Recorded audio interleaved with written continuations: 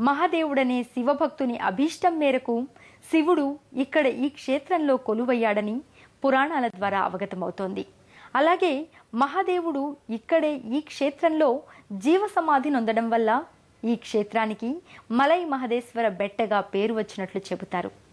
అంతరగంగలో స్నానాధికాలు చేసిన భక్తులు అనంతరం స్వామి దర్శనం కోసం వరుసలో నిలబడతారు.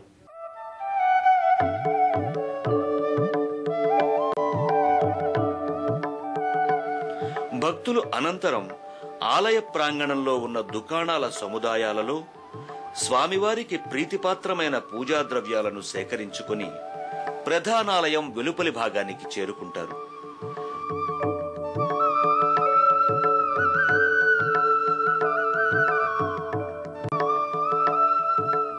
భక్తులతో నిత్యము రద్దీగా ఉండే ఈ ప్రధానాలయ ప్రాంగణంలో శివనామ స్మరణం తప్ప మరోటి వినిపించదు.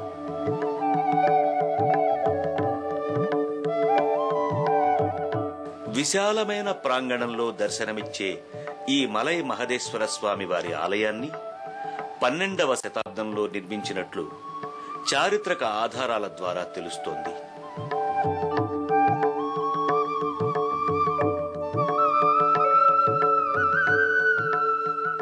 ఒకప్పుడు దట్టమైన అడవిలో క్రూర జంతువుల సంచారంతో భయంకరంగా ఉండే ఈ ఆలయాన్ని అనంతరంతర కాలంలో అనేక మంది భక్తులు అభివృద్ధి చేసినట్లు చారిత్రక ఆధారాల ద్వారా తెలుస్తోంది.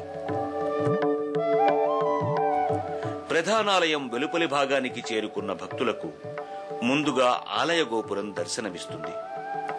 వివిధ దేవీ దేవతల మూర్తులతో అందంగా దర్శనమిచ్చే ఈ గోపురాన్ని దర్శించుకున్న భక్తులు భక్తి శ్రద్ధలతో చేతులు జోడిస్తారు.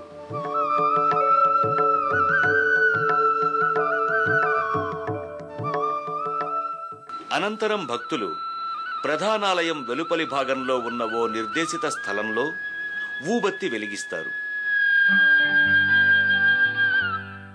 మొక్కులు పెట్టుకున్న భక్తులు తమ మొక్కులు తీరాక ఇలా ఆలయ ప్రాంగణంలో ఊబత్తి వెలిగించడం ఓ సంప్రదాయంగా వస్తోంది. వందలాది మహిళా భక్తులు ఈ ఊబత్తి వెలిగించే కార్యక్రమంలో పాల్గొంటారు. అనంతరం భక్తులు వరుసలో ప్రధానాలయంలోకి బయలుదేరుతారు. ఈ మార్గంలోనే భక్తులకు భారీ ఆకారంలో ఉన్న నందీశ్వరుడు దర్శనమిస్తాడు. శివుని వాహనం నందీశ్వరుడు.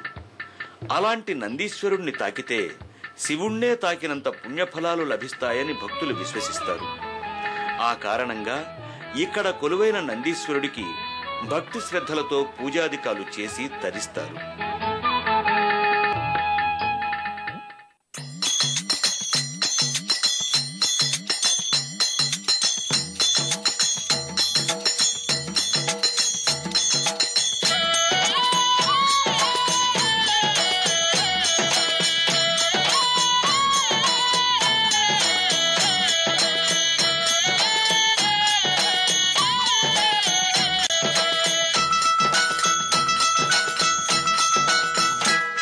ಬಾಬಾರು ಗಿರಿಗೆ ಹೋಗೋಣ, ಮಲೆಗೆ ಹೋಗೋಣ, ಮದನ ಕಾಣೋಣ.